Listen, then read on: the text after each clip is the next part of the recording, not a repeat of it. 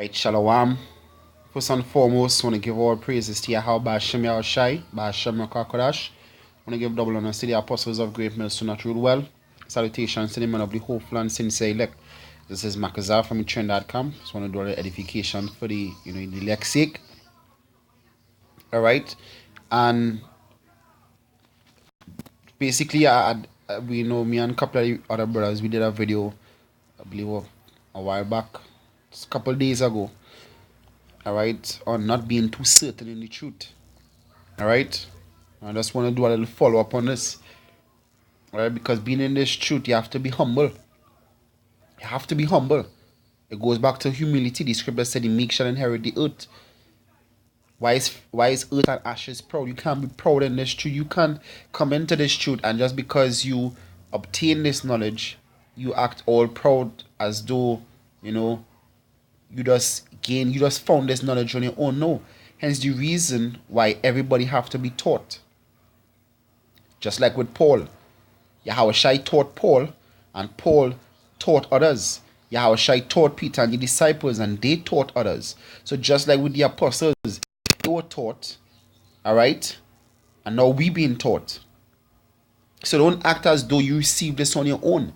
So then therefore you have nothing to glory about. Don't be, I'm GMS, so, we better than you. No. It don't work that way. It's about humility.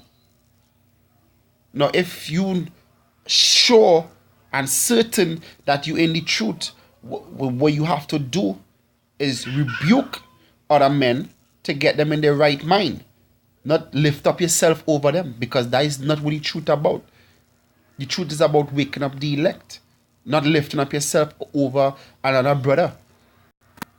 So you can't be too certain of yourself in this truth, because you yourself don't know if you're going to make it on the chariots. Paul himself said, lest after I've preached unto others, I myself might be a castaway. So we had a hope that we're not castaways. Therefore, we had to strive to enter into the straight gate. This is 1 Thessalonians chapter 5 verse 7. It says, for they that sleep in the night and they that be drunken are drunken in the night. Means that they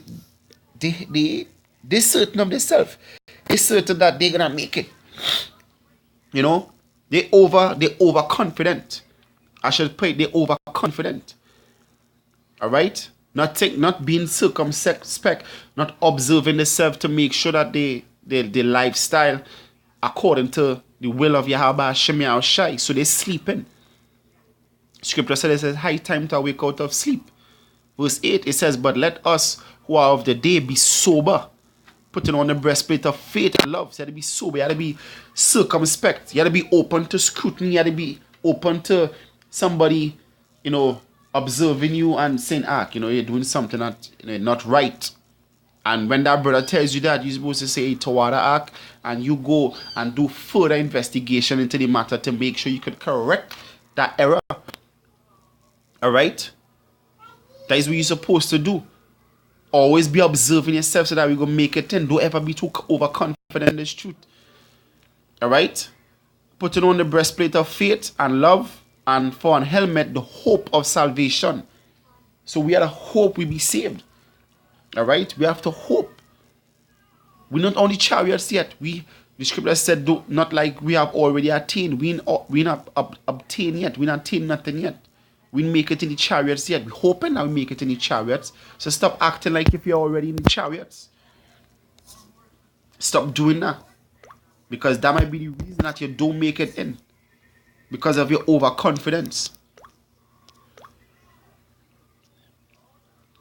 This is Hebrews chapter 10. After verse 35. It says, cast not away therefore your confidence, which had a great recompense of reward.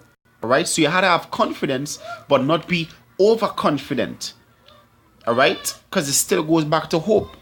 When you have faith in the Most High, and as the scripture said, if perfect love casteth out fear.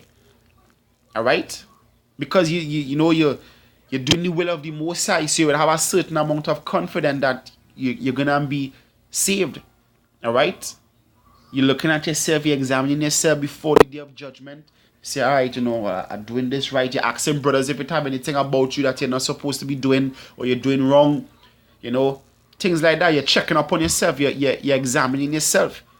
So you would have some form of confidence that you're going to make it in the kingdom, but don't be overconfident. All right? Verse 36, for you have need of patience, that after you have done the will of Yahweh, he might receive the promise. So yet you have confidence. It's still a hope that we might receive the promise. It's not too certain. We're hoping that we receive the promise. We might receive the promise. The elect gonna be saved, but we hoping that we part of that number. We hoping. It all goes back to hope. So don't be overconfident. Don't ever be overconfident. Don't be too certain of yourself in this truth. All right. This is Matthew chapter 3, verse 7. Verse 9. It says, and think not to say within yourself, we have Abraham to our father. For I say unto you that Yahweh is able of these stones to raise up children unto Abraham. So don't come in this truth and say, yeah, I know the name of the Most High, Yahweh Hashem Yahushai, so I'm going to make it. All right, Abraham, Isaac, Jacob, I'm going to make it now. Be humble. Be humble. That is the key essence of this truth. Being humble. The scripture said in Isaiah 2:12, the day of the Lord is against the proud. You can't be proud in this truth. You can't be overconfident. All right? You have to have hope in the truth. The scripture said, the greater thou art, the more humble thyself. So you have to be humble in this faith. Overconfidence will kill you. That can lead to your destruction. It can blind you. Because when you're overconfident, guess what? You wouldn't be listening to when somebody is trying to correct you.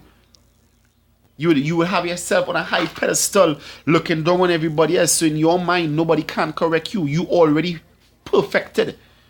And that is not a good way to live. It's not a good way to live.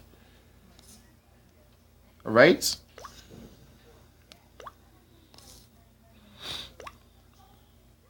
This is 2 Ezra chapter 16, verse 72. It says, for they shall waste and take away their goods and cast them out of their houses.